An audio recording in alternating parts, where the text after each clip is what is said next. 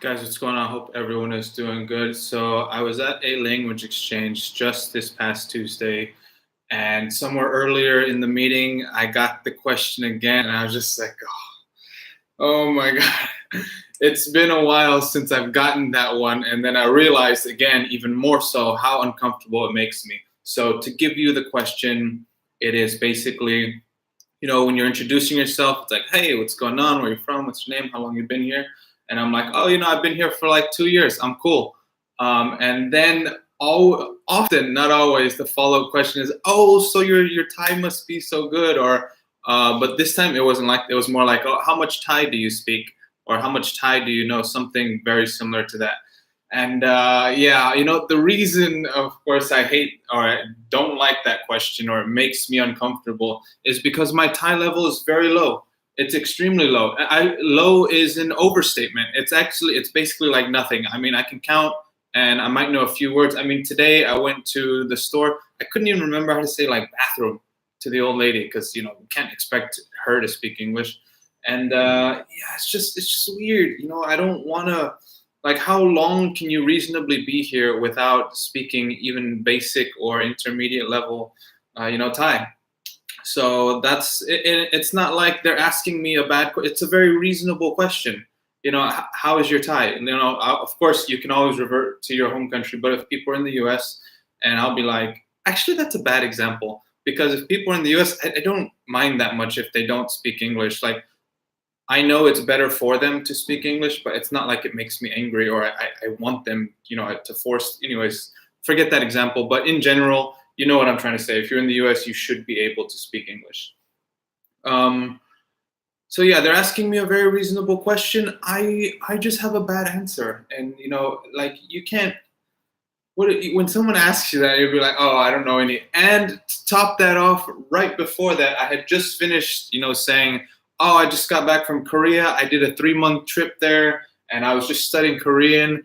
And then it's like, I'm back here, and they'd be like, well, they're just thinking, of course, because they're nice. They're not going to get too hard on me. They're just thinking like, well, why don't you study some Thai? And it's a perfectly valid question.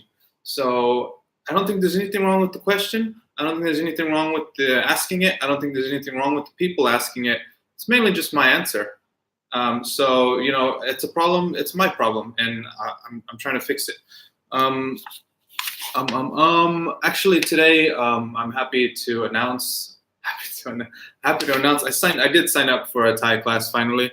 So it bothered me that much. You can see that number there. It's like $1,000 US. I signed up for a 9-month Thai course. Maybe I'll talk more about it later.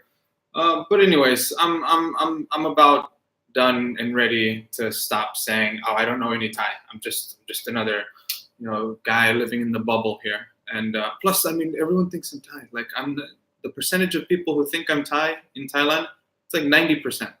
So that should be even more of a reason for me in particular.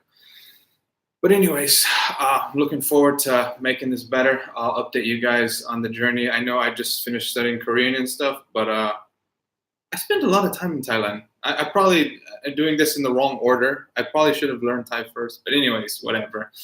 Last thing I will say that just came back to mind before I end this video is that why haven't I studied Thai? And it's mainly because if I'm being honest, if I'm being honest, I'm not that interested in it. I'm really not. Is that a bad thing? It's hard for me to go this in depth into conversation with people. Like, typically when I have that kind of exchange, where they're asking me how much Thai I know, but I don't. It's okay. I told someone the other day, you have to think and remember, we don't choose the things that we like.